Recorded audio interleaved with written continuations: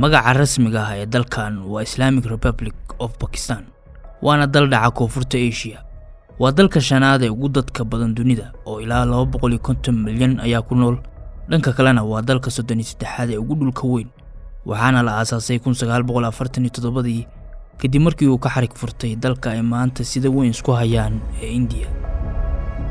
bilowgii qarnigii 20aad ayuu si rasmi ah u xurtay dhaqdhaqaaqa muslimiintii ku noolaa dhulkan intii uu Ingiriisku xukumayay kaasoo la isku oran jiray British India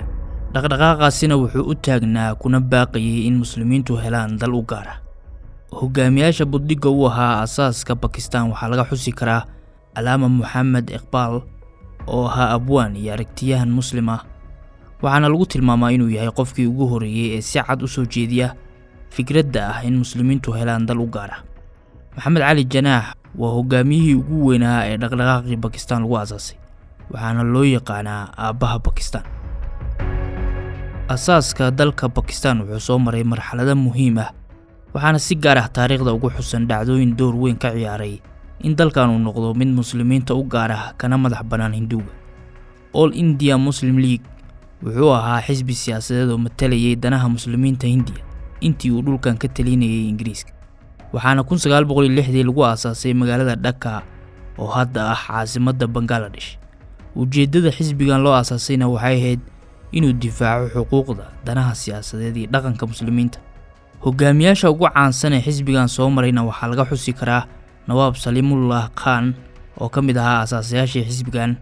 Aga Khankii saddexaad oo ahaa hogaamiye caan ah oo Shiica ah iyo Maxamed Cali Janaax oo ahaa hogaamiyihii ugu awoodda badnaa ee Muslim League xisbigan wuxuu door muuqda ka qaatay asaasidda Pakistan waxaana lagu xasuustaa qaraarkii uu 1940 soo saaray kaasoo ahaa mid taariikhi ah laguna magacaabayay Lahore Resolution wuxuu ahaa qaraarkii ugu muhiimsanaa ee horseeday asaasidda Pakistan wuxuuna xisbigu soo saaray qaraarkan kadib markii uu ku shiray Lahore oo maanta ah magaalada labaad ee ugu weyn Pakistan qaraarku wuxuu sheegayay in muslimiinta Hindiya yihiin qaran gaar ah in dhulalka muslimiintu ku badan yihiin laga asaaso dalal ay muslimiintu u madax banaan yihiin iyo inaan la aqbali karin wax aan ka ahayn laba qaran oo kala duwan oo muslim iyo Hindu kala ah qaraarkan wuxuu si rasmi ah u bedelay jihadii muslimiinta kuwaasoo markii hore kaliya ku koobnaa inay xuquuqdooda u doodaan ayagoo waliba Hindiya ka tirsan laakiin qaraarkaasi kadib waxay u diga rogteen asaasidda dal ay leeyihiin ugu dambeynna wuxuu qaraarkaasi rumoobay 1947 markaasoo ay Pakistan noqotay dal madax banaan haddaba dalka Pakistan nidaam dawladeed oo noocee ah ayaa ka jira waa maxay sooyaalka xukun ee dalkan Pakistan waxay leedahay nidaam baarlamaani ah taasina macnaheedu waa inuu dalkan leeyahay madaxweyne astaan u ah midnimada qaranka laakiin aan lahayn astaan fulineed oo dhab ah madaxweyne sharafeedka Pakistan ee haatanna waa Asif Ali Zardari oo sanadkii la soo dhaafay noqday madaxweynaha 14aad ee Pakistan yeelato hogaamiyaha ugu sareeya ee fulinta ee dalkan waa ra'iisul wasaaraha waana shakhsiga sida dhabta ah u hogaamiya xukunka dalkan haatanna waxaa xilkan haya Shehbaz Sharif dalkan waa mid baarlamaani ah golaha sharci dejinta ee dalkan wuxuu ka kooban yahay laba aqal National Assembly ama aqalka hoose oo xildhibaanadiisu si toos ah loo soo doorto iyo Senatka ama aqalka sare oo ah aqalka wakiilada gobolada oo si dadban loo doorto wadarta guud ee kuraasta aqalka hoose ee Pakistan waa 336 kursi 266 kursi oo kamid ah ayaa si toos ah loo doortaa 10 kursina waxaa iska leh dadka aan muslimka ahayn ee laga tirada badan yahay halka 60 kursina loo qoondeeyay haweenka kuraasta haweenka iyo dadka laga tirada badan yahay looma doorto si toos ah ee waxaa lagu qaybiyaa saamiga xisbi kasta ugu guuleysto kuraasta guud tusaale haddii xisbi uu helo 50% oo kuraasta guud ah wuxuu heli karaa qiyaastii 50% oo kuraasta haweenka iyo dadka laga tirada badan yahay ah aqalka sare waa hay'ad muhiim ah oo lagu ilaaliyo dheelitirka awoodda siyaasadeed ee gobolada dalkan sidoo kalena wuxuu ilaaliyaa danaha dawlad goboleedyada iyo midnimada dalka wuxuu ka kooban yahay ilaa 100 senatar sida aqalka hoosena doorasho dadweyne kuma imaadaan ee intooda badan waxaa doortaan xildhibaanada dawlad goboleedyada Mia Mohammad Shehbaz Sharif Saab is declared to have been elected as the Prime Minister of the Islamic Republic of Pakistan. aqalka hoose ee dalkan ayaa go'aamiya cidda ra'iisul wasaare ka noqonaysa dalkan marka doorashada guud la qabto oo xildhibaanada aqalka hoosena la doorto xisbiga ama isbahaysiga hela tirada ugu badan ee kuraasta ama ugu yaraan 172 kursi oo ka mid ah 336 kursi ee aqalka hoose ayaa go'aamiya cidda noqonaysa ra'iisul wasaaraha. xisbiga xildhibaanada ugu badan hela ayaa soo xula ra'iisul wasaaraha. haddii uusan hal xisbi helinna 172 kursi, waxaa dhici karta in laba xisbi ama in ka badan inay isbahaysi samaystaan oo ay si wada jir ah musharax u soo xushaan. dastuurka hadda jira ee dalkan waxaa la ansixiyay sanadkii 1973. waa saldhigga ay ka duulaan dhammaan hay'adaha dawladda. qodobada la xusi karo ee dastuurka dalkan ku qoranna waxaa ka mid ah qodobka labaad ee qeexaya in diinta islaamka ay tahay midda rasmiga ah ee dalkan. qodobka 227 isna wuxuu sheegayaa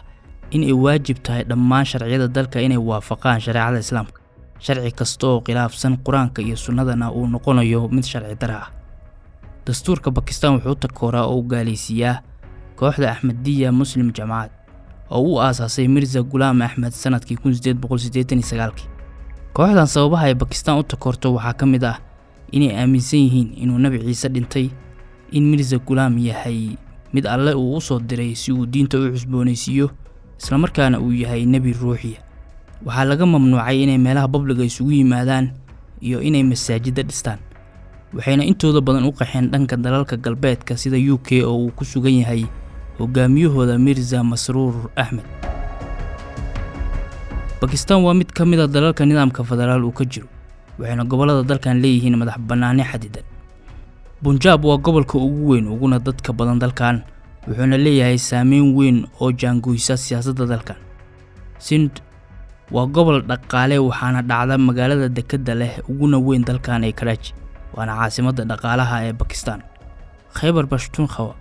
waa gobol ku dhow Afghanistan, wuxuuna caan ku yahay dagaalada ba'an ee ka dhaca. dadka Pashtunka ayaana gobolkan ku badan, sidoo kalena Pashtunku waa qoomiyadda ugu ballaaran ee dalka Afghanistan.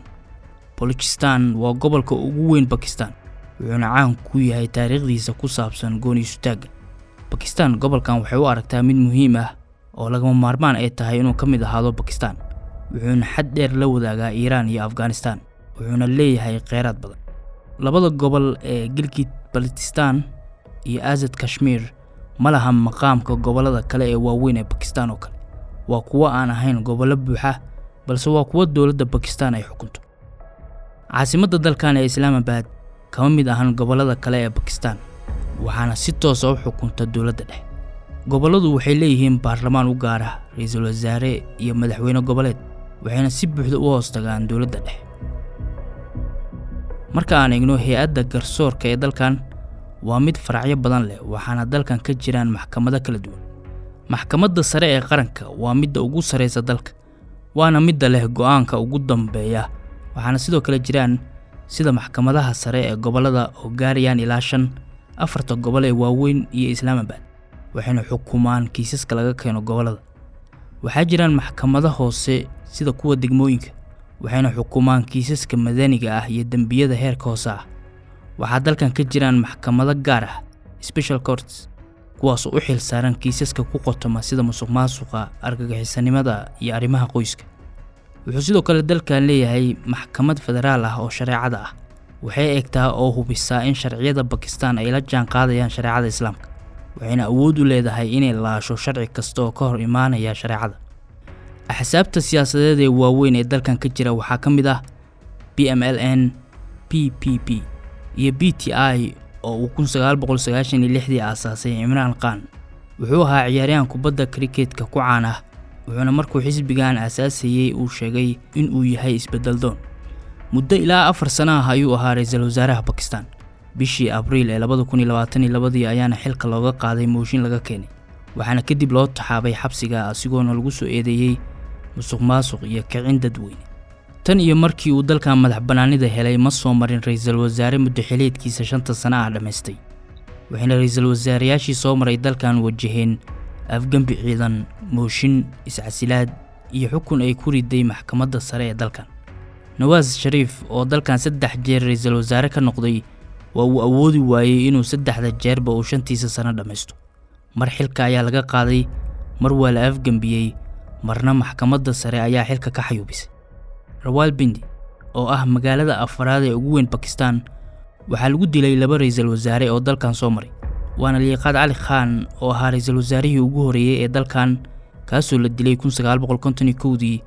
iyo Benazir Bhutto oo la dilay 2007 waxayna ahayd haweeneydii ugu horeysay ee dal muslim ah oo dimuqraadi ah hogaamisa. Pakistan waxay leedahay nidaam dawladeed oo u muuqda mid dimuqraadi ah, laakiin militariga ayaa hoos ka maamula saameyn weyn ku leh jihaynta dalkan. militarigu ilaa 3 afgambi oo waaweyn ayay dalkan ka sameeyeen, waxayna si toos ah Pakistan u xukumayeen wadar ahaan ilaa 33 sano. waxayna xukunka hayeen ku dhawaad kala bar oo ah inta ay Pakistan dal madax bannaan tahay.